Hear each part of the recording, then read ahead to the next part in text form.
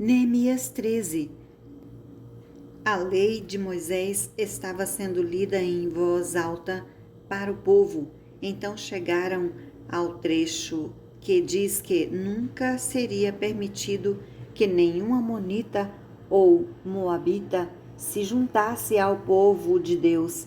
Isso porque o povo de Amon e o de Moabe não havia dado comida nem água aos israelitas na sua viagem quando saíram do Egito. Em vez disso, esses dois povos haviam pago a Balaão para amaldiçoar o povo de Israel, mas o nosso Deus virou a maldição em bênção. Quando os israelitas ouviram a leitura dessa lei, eles expulsaram os estrangeiros do meio deles. Antes desses acontecimentos, o sacerdote Eliasibe, que era o encarregado dos depósitos do templo, havia se ligado com Tobias por laços de parentesco, por isso havia deixado que Tobias usasse uma sala grande onde antes eram guardadas as ofertas de cereais e de incenso, os objetos usados no templo, as ofertas para os sacerdotes e a 10ª parte dos cereais, do vinho e do azeite dados para os israelitas, para os músicos e para os guardas do templo. Porém, quando isso aconteceu, eu não estava em Jerusalém, porque no ano 32 do reinado de Atarxerxes da Babilônia, eu havia voltado para lá a fim de dar a um rei um relatório, mas depois de algum tempo ele deixou que eu voltasse.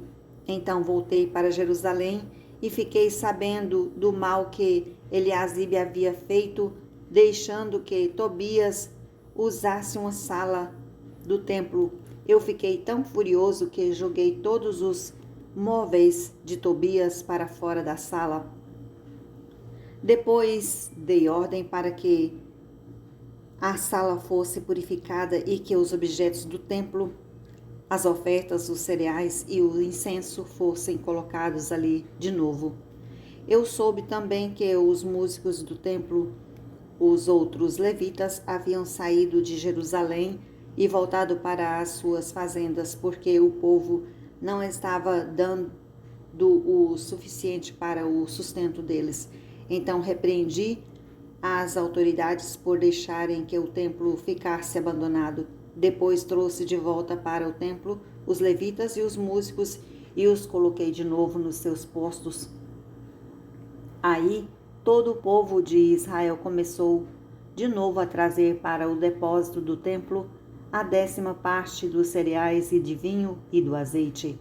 Eu encarreguei de tomar conta dos depósitos os seguintes homens: o sacerdote Selemias, Sadoque, o sacerdote escrivão e um levita chamado Pedaías, e como ajudante deles pus Anã, filho de Zacur e neto de Matanias. Eu sabia que podia confiar nesses homens, e que eles seriam honestos na divisão dos mantimentos com os seus colegas de trabalho. Ó meu Deus, lembra de todas essas coisas que eu tenho feito pelo teu templo e pelo teu serviço. Naqueles dias eu vi que em Jerusalém havia gente que no sábado pisava uvas para fazer vinho. Outros no sábado carregavam os seus jumentos de cereais, vinho, uvas, figos e outras coisas, e levavam para dentro de Jerusalém. Então dei ordem para que não vendessem nada no sábado. Alguns homens da cidade de Tiro, que moravam em Jerusalém, traziam peixes e todo tipo de mercadorias e a cidade para vender ao nosso povo no sábado. Então eu repreendi as autoridades dos judeus e lhe disse: vejam só que as coisas erradas vocês estão fazendo. vocês estão profanando o dia do sábado. Foi por isso mesmo que Deus castigou os seus antepassados, deixando que essa cidade fosse destruída. E agora vocês insistem em profanar o sábado, fazendo que, com assim, esse Deus fique ainda mais irado com Israel. Portanto, ordenei que os portões da cidade fossem fechados antes que começasse a dar cada sábado, logo que fosse ficando escuro, e que não fossem abertos de novo até que o sábado terminasse. E coloquei alguns dos meus homens nos portões para que nenhuma carga fosse levada para dentro da cidade no sábado. Uma ou duas vezes, os negociantes que vendiam todo tipo de mercadorias passaram a noite de sexta-feira fora das muralhas da cidade, mas eu os avisei. Não adianta vocês passarem a noite no lado de fora das muralhas, esperando pela manhã.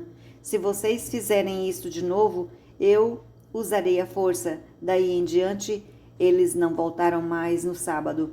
Eu mandei que os levitas se purificassem e fossem guardar os portões para termos a certeza de que o sábado seria conservado santo.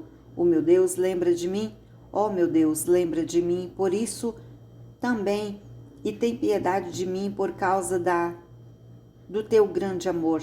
Nessa força descobri também que muitos judeus haviam casado com mulheres de Asdod, de Amon e de Moabe. Metade dos seus filhos falava a língua de Asdod ou outra língua e não sabia falar a língua dos judeus. Eu repreendi aqueles homens e os amaldiçoei.